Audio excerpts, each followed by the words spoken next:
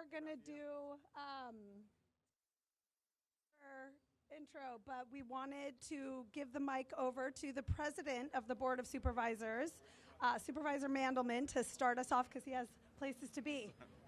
Thank you. Thank you for accommodating me. I am Raphael Mandelman. I am the supervisor for District 8. I know we have some District 8ers here with us today, and I'm also president of the San Francisco Board of Supervisors. I want to begin by thanking my colleague Stephen Sherrill from District 2, who has inherited the mantle of our amazing gun safety, anti-violence champion, Catherine Stephanie, who for many years was our undisputed leader here in City Hall around those issues. Had done her, I think she was a co-founder of Moms Demand Action in the Bay Area, and did great work on the San Francisco Board of Supervisors and is now continuing to do that great work in the California Assembly.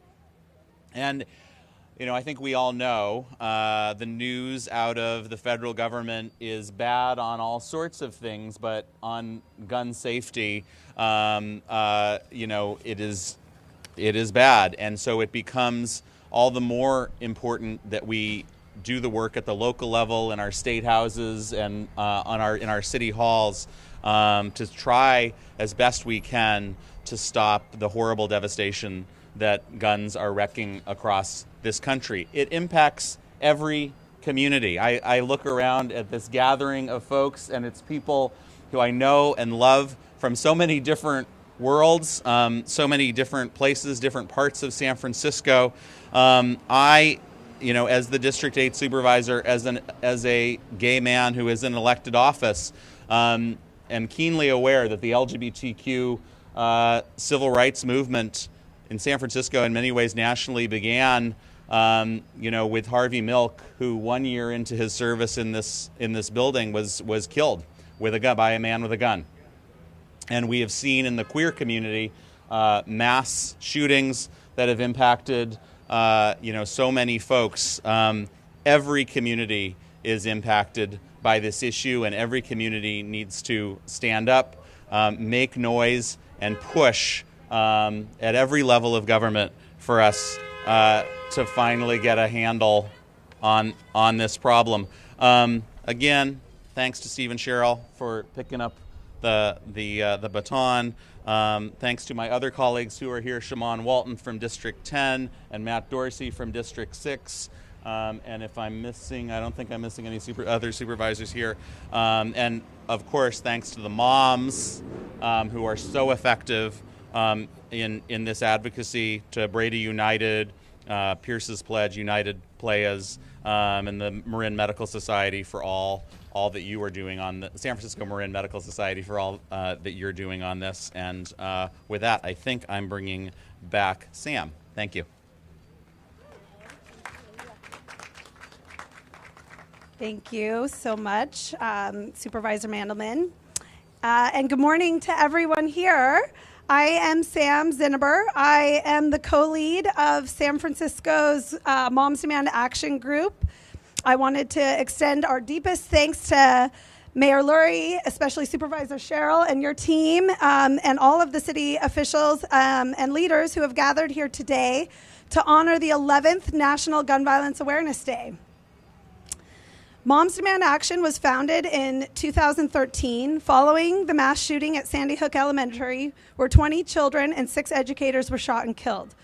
What initially started as an outraged online conversation about gun violence in America has grown into a focused and organized movement of more than 10 million moms, dads, students, families, and concerned citizens and survivors working together with gun violence prevention partners to demand action, to demand a different reality for our communities, and especially to demand freedom from gun violence.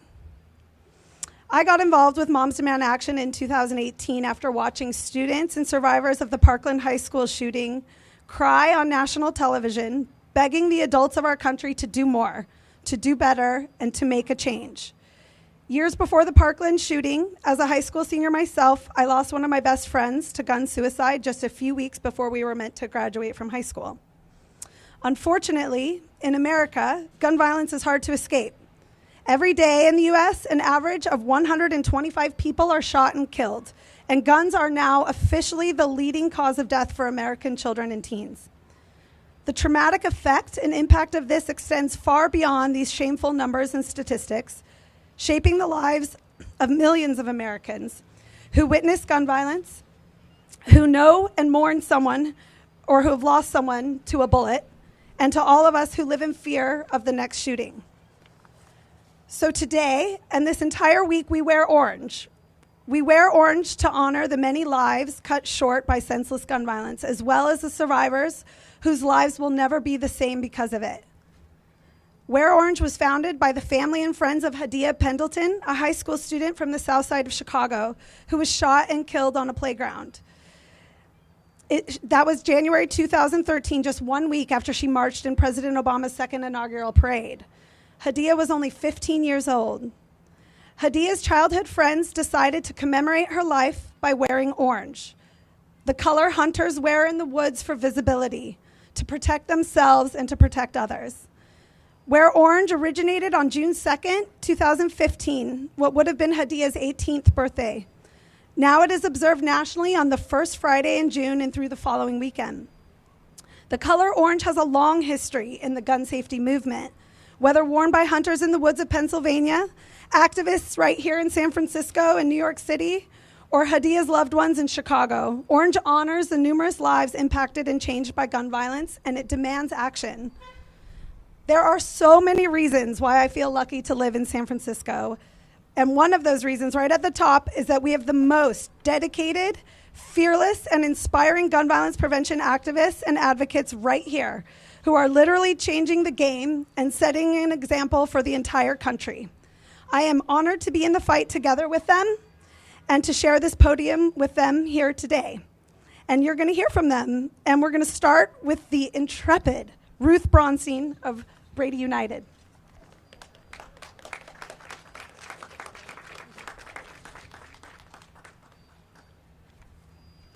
Hi, everyone. I am Ruth Borenstein.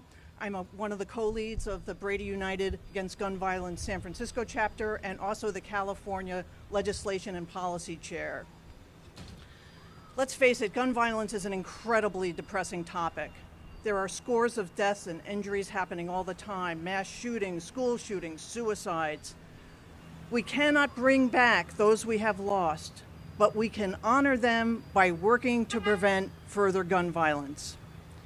California now has the strongest gun laws in the United States, but we used to have the worst. In the 1980s and the early 90s, California's firearm mortality rate was the highest in the country. But as California began enacting and enforcing common sense gun laws, its firearm mortality rate declined. From a peak in 1993 through 2021, the California rate went down by an amazing 49%. In the rest of the states, total, the firearm mortality rate went up by 6%. From 2013 to 2022, if the rate in the rest of the country had matched what we did in California, nearly 140,000 lives would have been saved. So how do we continue to reduce gun deaths in California?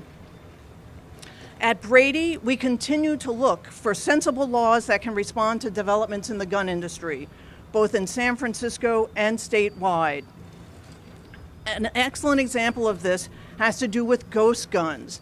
As most of you probably know, ghost guns were a way for people who can't legally buy a gun because they're felons or had other things in their record. They could get ghost guns because they were not serialized and they were untraceable because they didn't have a serial number. So they were becoming the crime gun of choice. You'd buy a kit, quickly put it together, and you have this lethal weapon. As the rise of ghost guns happened, we went at Brady to the Board of Supervisors, and specifically we started with then Supervisor Catherine Stefani, with an ordinance that would ban ghost guns in San Francisco. That ordinance quickly passed unanimously, and other cities in the country in California followed suit, and a similar ban on ghost guns was ultimately passed in the state legislature. But technology changes, and the world of gun violence is constantly changing. So now we're responding to a new twist with ghost guns. People are able to print guns, firearms, on a 3D printer using plastic. And they can make a complete gun and completely untraceable. But there's one problem they have in making these guns. A plastic barrel has trouble withstanding the firing of the weapon. And so generally, if they're able to shoot,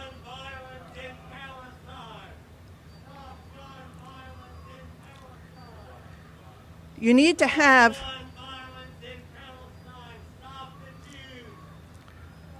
as a Jewish person, I will continue now. The new twisted in 3D printed guns is that so they have these barrels that are plastic and they can't really withstand the shot. So you might get one or two shots off and it might even explode in your hand. So people are using the steel barrels that are used in normal guns. And they're doing all the 3D printing except for the barrel, and they buy a barrel online or through a gun store. So we have a bill right now that just passed on the Senate floor in California that will require background checks to buy a gun barrel. So that's our way of responding. I urge all of you to join Brady and other gun violence activists like Moms Demand to continue our efforts to downgrade the amount of gun violence we have in our state and our city, and then keep our A rating for the gun laws we have in California. Thank you.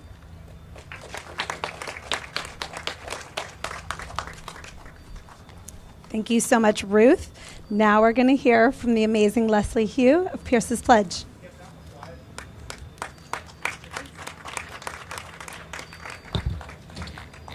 Good morning, everybody.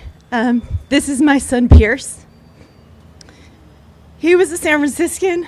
He was born at CPMC Hospital on California Street. He went to Stewart Hall for Boys on Broadway Street. Oops. He ate salt and straw ice cream on Fillmore Street. He had spaghetti at Little Joe's in North Beach. He fed ducks at Golden Bake Park. Everything a little boy does in San Francisco, he's done.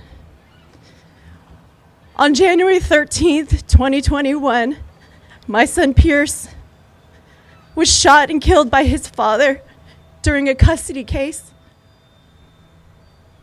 He was shot in his heart while he was sleeping, and his father took the gun on himself. Pierce was only 9 years old when this happened. Gun violence is the leading cause of death of children. And I'm going to repeat that. It is the leading cause of death of children in America. What happened to Pierce happens every 6 days in America. A child is killed in filiicide every 6 days in America. On Wednesday, we lost 3 little girls to the same thing during custody. Pierce's life that we lost on that unfathomable day, was his life, but also what we lost was the innocence of his classmates, of their siblings, of their families, of all those who love and know Pierce. That bullet that went through his heart went through all of our hearts, all at that same moment. My life and my family's life has been completely shattered. I wake up into a nightmare every day. Today was a struggle to get here and to wake up. And people ask me all the time, they say to me all the time, I can't even imagine. And my answer to them is, don't imagine, because it's much worse. We had an event right here on the lawn last month, and Assembly Member Haney said, you know, thank you for not believing that there is nothing we can't do. This sentiment is why I decided to speak today and why I started this organization called Pierce's Pledge. Pierce's Pledge asks attorneys to talk about guns during their case, and if they have them, to store them outside of the home during a custody battle. Today, we have 120 family law attorneys that have signed the pledge. That protects 6,000 families annually. We've also developed the nation's only gun storage maps. We've identified 1,800 gun stores that will store a gun for you if you're in need. So today, I feel like I'm here to be a messenger to you, to tell you this, that if you believe that this can't happen to you, I'm living proof that it can. But there is something that each and every one of us can do here to prevent it in our communities. 80% of the guns in teen suicide come from the home. 3/4 of the guns from school shootings come from the home. Therefore, it takes each one of us to know about guns in the home and what to do with them, because at some time in your life, there might be a friend or a sister or a daughter that is in a critical moment in their life, and there might be a gun. And you could be that one that helps save their life or their children's life by telling them that they can take it out, or to identify that and take that deadly weapon out of that home. Lastly, to everybody standing here today, I want to thank you for taking a stand, and thank you for not giving up. You are not only protecting the kids, but you're protecting your entire community. So thank you.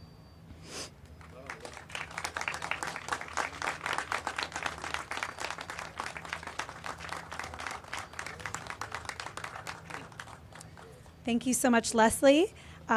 Next, we will hear from Mr. Everett Butler from United Players.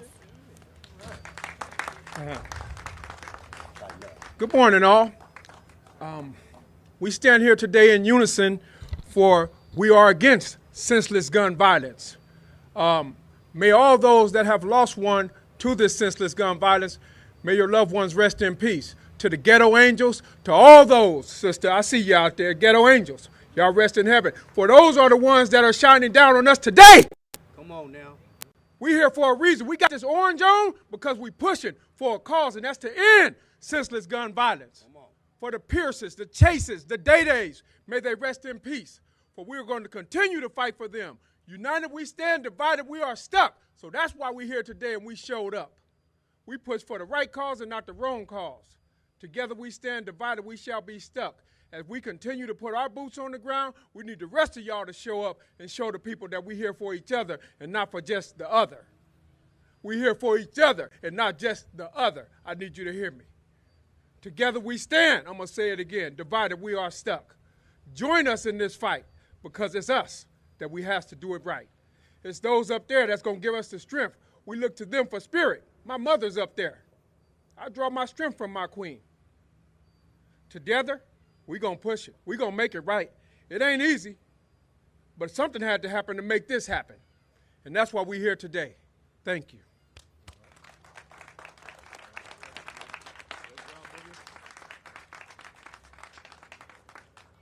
Thank you so much, Everett. And next, we're going to hear from Tea Lone Amir of the San Francisco Youth Commission.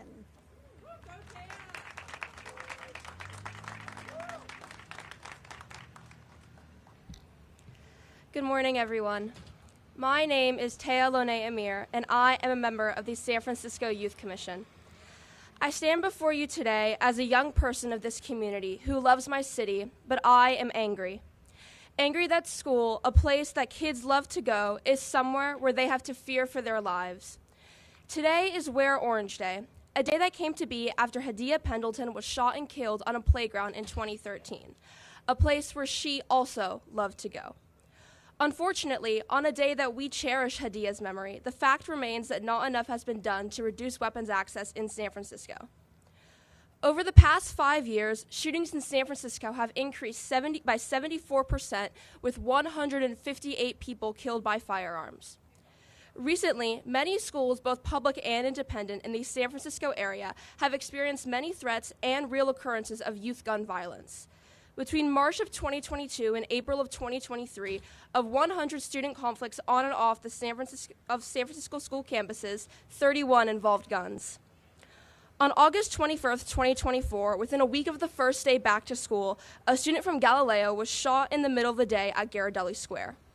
The school was placed on lockdown, causing fear among all students and staff.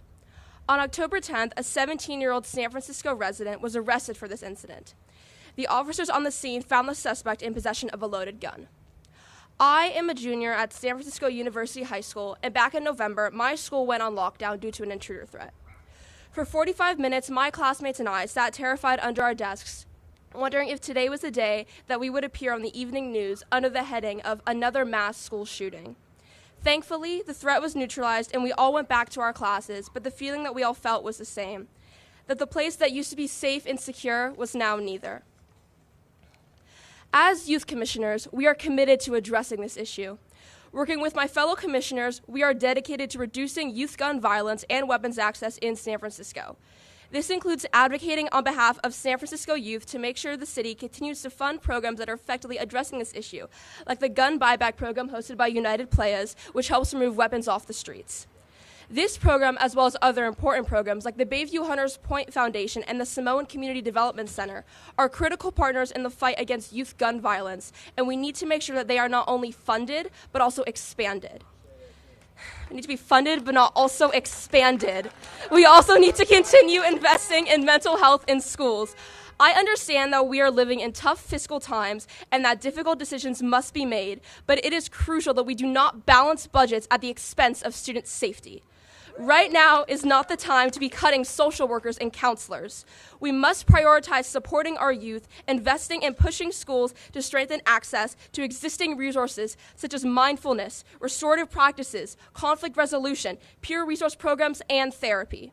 When we undercut mental health support, we risk long-term harm to young people's well-being, academic success, and future stability.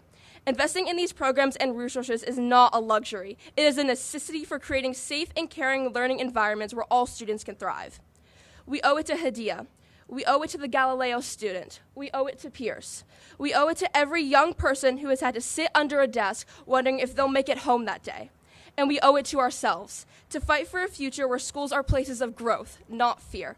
So I ask you, stand with us, invest in us, protect us. Help us build a San Francisco where every young person feels safe, valued, and free to learn and thrive without fear. Thank you.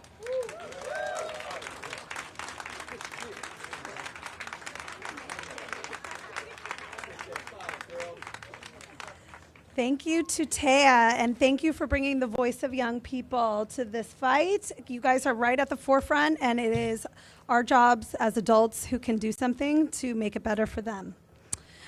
Next, I would love to welcome to the podium Sarita Satpathy, President-elect of the San Francisco Marin Medical Society.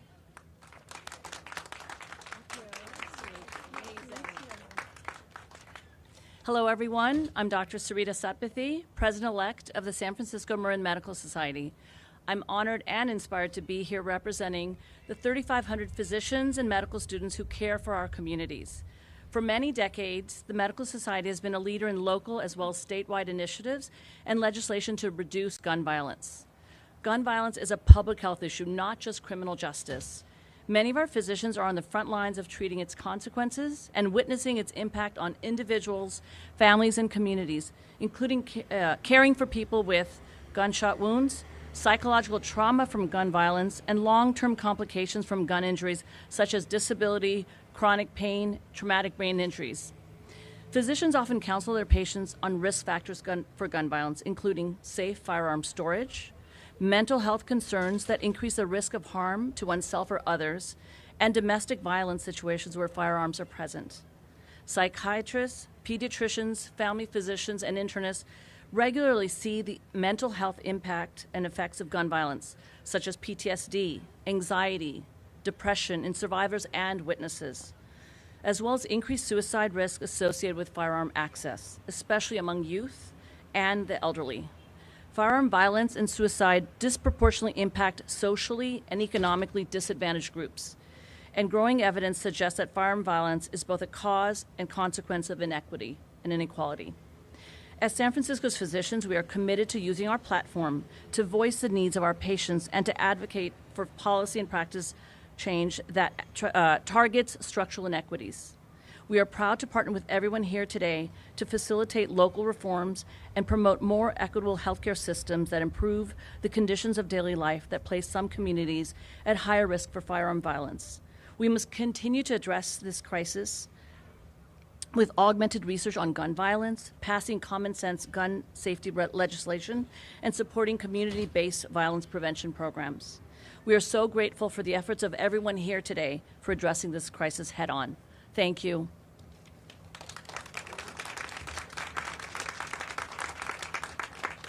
Thank you so much, Dr. Sapathy. Now I would love to welcome to the podium Sheriff Paul Miyamoto.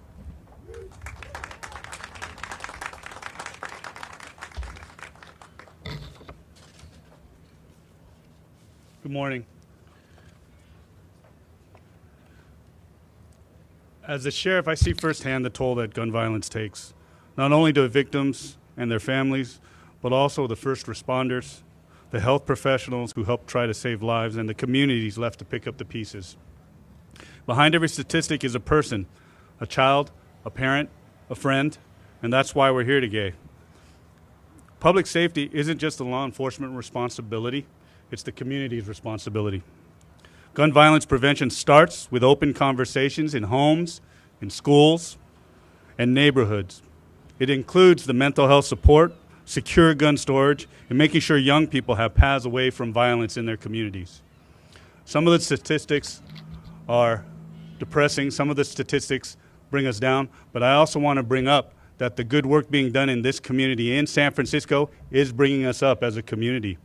Our homicides are down, and a lot of those homicides are caused by gun violence. Our gun violence restraining orders help prevent more guns from being out there and keep them through the courts from being in our communities. The courage of the survivors, the commitment of the communities, and the power of our partnerships are exactly what we need to continue the fight, to continue to keep people safe from gun violence. I'm just very happy and proud to be here today with all of you, and I hope that we continue these collaborations, we continue this support from our communities and for our communities to make sure that we're all safer here in our community. Thank you.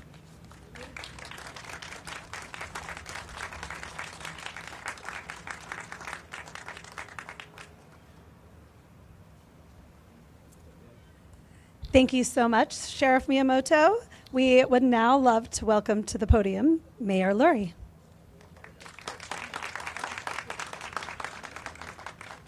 Thank you all. As a father of 2 kids, I think every day about their safety. As a parent, it's impossible not to. Every child deserves to feel safe. Every parent deserves that peace of mind. Across this country, we continue to witness devastating, senseless acts of violence. Every day, more than 100 lives are cut short, and hundreds more are wounded by gun violence. This isn't something that's happening somewhere else. Gun violence affects us all. It tears at the fabric of our communities, leaving behind pain, trauma, and loss. As mayor of San Francisco, my number one responsibility is public safety for every resident in every neighborhood. San Franciscans are strong, we are resilient, and we are united in our commitment to protect one another. That's why we're here today, to honor the lives lost, to support survivors, and to stand with the families forever impacted by gun violence. We've made progress, but let me be clear. Numbers don't tell the whole story. What matters is how people feel. What matters is whether families feel safe walking to school or taking the bus, whether our kids can play in the parks without fear. That's why I will continue to fight to end gun violence. I will continue to work alongside everyone up here and out there to make San Francisco safer for everyone. To the organizations, to the leaders and the advocates standing with us today, your voices and your efforts, they matter. To all the supervisors here today, thank you. Thank you for your partnership, and thank you for your shared commitment to public service, to public safety. To our law enforcement officers, Sheriff, Chief, thank you for your continued dedication to protecting our neighborhoods. And to Moms Demand Action, thank you. Your tireless advocacy, your presence in rooms like these in this hall of power has moved the conversation forward. You are making a difference. Today, June 6, 2025, I am proud to declare it National Gun Violence Awareness Day in San Francisco. I see you, I hear you, and I stand with you. Together, we will build a city where every child, every family, and every resident feels safe every single day. Thank you. Supervisor, you want to come up? Supervisor, come up. Let's take a picture together. Sheriff, let's all take a picture together. Thank you. Sheriff, you? Yeah.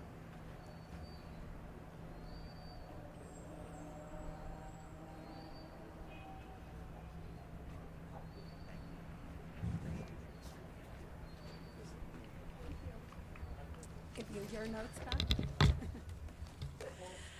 Thank you, Mayor Lurie. You want me to? Okay. That was wonderful. We are eager for your leadership here in San Francisco on this topic and to help us fight this, and especially our young people and students are looking forward to your leadership on this topic. Next, I would love to welcome Supervisor Sherrill to the podium.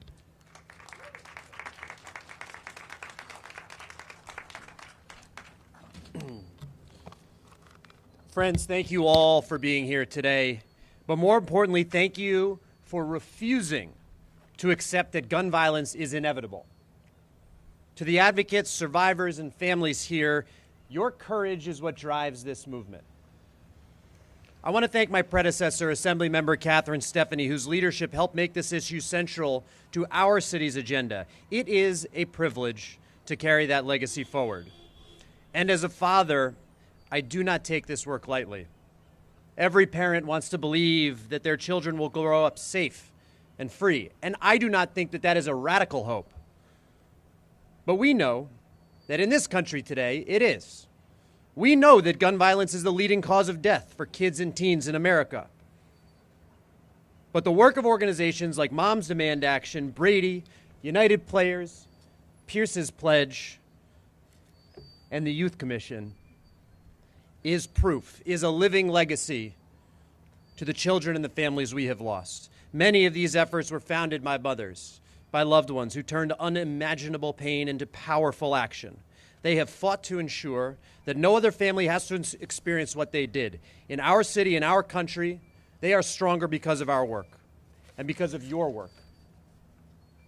We owe it to them, and we owe it to every family still grieving to respond to calls for action with urgency and with clarity. That means stronger laws, yes, but it also means offering real options to people in crisis. Just this week, California took another important step with the passage of Weiland's Law. And Christy, we're all thinking about you today.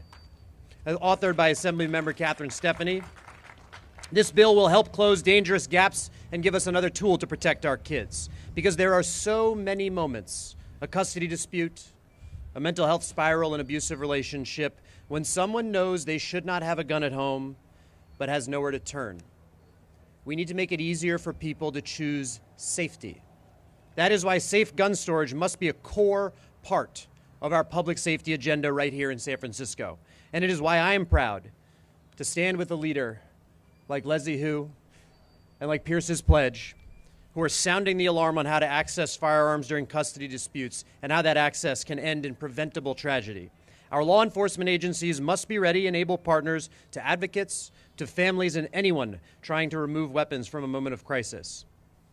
Since day one, and I will reassert it here today, safe storage is a top priority of mine, and it needs to be of this city as well. I've been in constant conversation with SFPD about this, and they have been extremely receptive, and for that I am very grateful. But I will not stop until this city has real, trusted, accessible options for safe storage. No one should have to choose between fear and inaction. The people behind me today are at the front line of this fight, the ones who turn grief into power and lived experience into policy. We are listening, and we are acting, and we are never backing down. San Francisco stands with all of you. Thank you.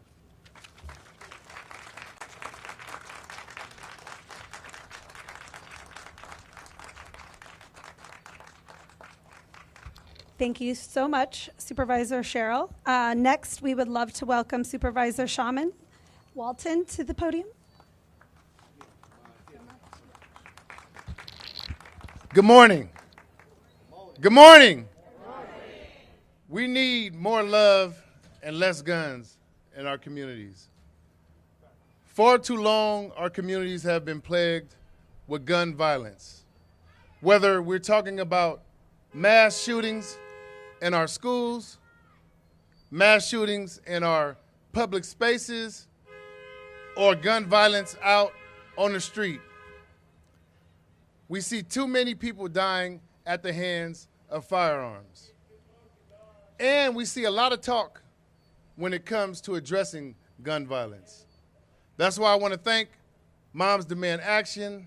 I want to thank United Players. I want to thank the Youth Commission. I want to thank everyone that is represented here for not just standing here denouncing gun violence, but also for pushing for policies that will lead to less guns on our street.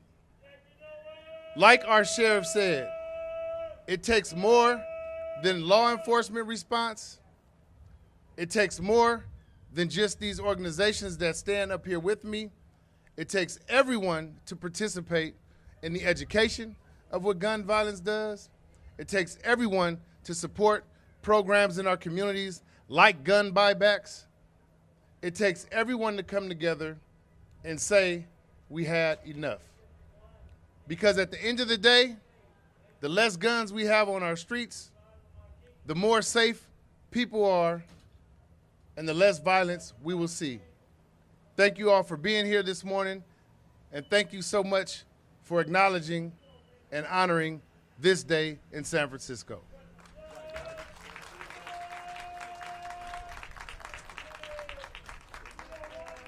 Thank you so much, Supervisor Walton.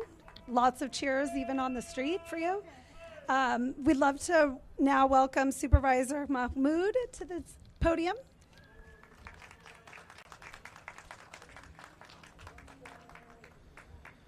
I'd like to thank Moms Demand Action, United Players, Brady United, Pierce's Pledge, San Francisco Youth Commission, SF Marin Medical Society, and my colleagues on the Board of Supervisors, especially Supervisor Sherrill and Mayor Daniel Lurie, for calling attention to National Gun Violence Awareness Day to honor and remember all victims and survivors of gun violence.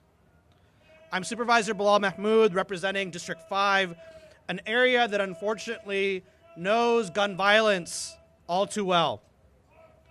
I think of Aubrey Abracasa Jr., a 17-year-old boy who fell victim to gun violence on Grove Street 18 years ago. There's no greater pain for a parent than to bury their child against life's natural order. His mother, Paulette Brown, took this pain and his memory to channel the tragedy into good. Last year, they finally opened a street renaming in his honor to remember his legacy for all to remember. Similarly, I remember Miss Maddie Scott, who lost her son several decades ago. But just earlier this year, Mayor Lurie and I broke ground at Buchanan Mall, where her son was shot down. And now both Miss Paulette and Miss Maddie Scott have changed the fundamental architecture of our city to remember their children, but also to remind the entire city that we will not forget those lost to gun violence and that there is a better path forward to ensuring that we have a day where no child is gunned down in the streets of San Francisco.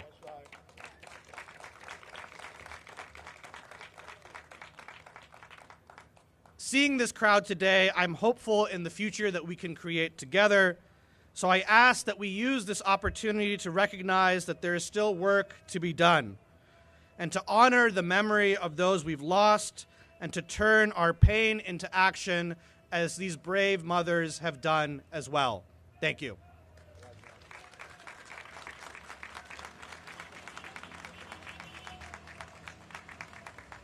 Thank you so much, Supervisor Mahmoud. Now we would love to welcome to the podium Supervisor Dorsey. Thanks so much. Thanks so much. I'm Supervisor Matt Dorsey, and I work in the building behind us, and in the board chambers, I sit at the desk of Harvey Milk, a leader in our city and in the LGBTQ plus community who was a victim of senseless gun violence that changed the history of our city and that changed the history, very likely, of the LGBTQ plus movement. But I also worked in this building for many years in the San Francisco City Attorney's Office. And I saw what happened during 2008 and 2010 when the U.S. Supreme Court identified for the first time in 2 centuries an individual right in the Second Amendment that had never been there. And it devastated the cause of gun safety legislatively. It put us in a difficult position as lawmakers to make the real progress that we need. And it's not an accident that gun violence and mass shootings in the last 18 years have gotten worse because of what that Supreme Court did. So we may not have the strength of the legal foundation that we once had, but let me tell you what we do have. We have United Players that in the last decade has taken thousands of guns off the street. We have Moms Demand Action. We have Brady United. We have Team Enough.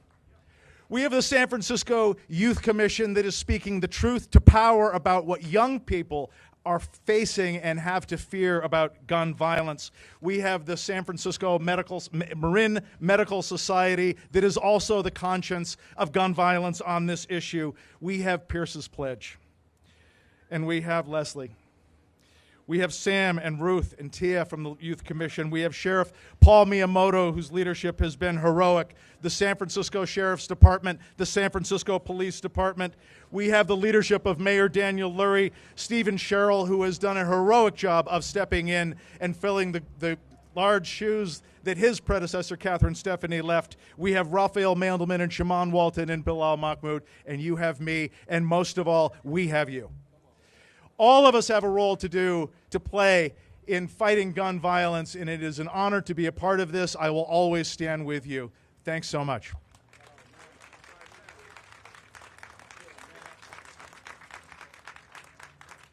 Thank you so much, Supervisor Dorsey, and thank you to everyone. That's our closing on what a wonderful rally and proclamation. And I just want to extend our thanks to every single organization, every supervisor, every young person, all of you, and our wonderful police force that is going to help us keep this city safe for our kids. Wear Orange lasts through Sunday, and we invite you all to wear orange out in the world and on social media with the hashtag Wear Orange, of course. We especially hope that you'll join us tomorrow for our annual march across the Golden Gate Bridge. We'll meet at Vista Point on the Marin side of the bridge at 11 a.m., and we'll hear from some more amazing speakers, and we'll begin our march across our magnificent Orange Bridge. We look forward to seeing you out there, and thank you again, and stay safe.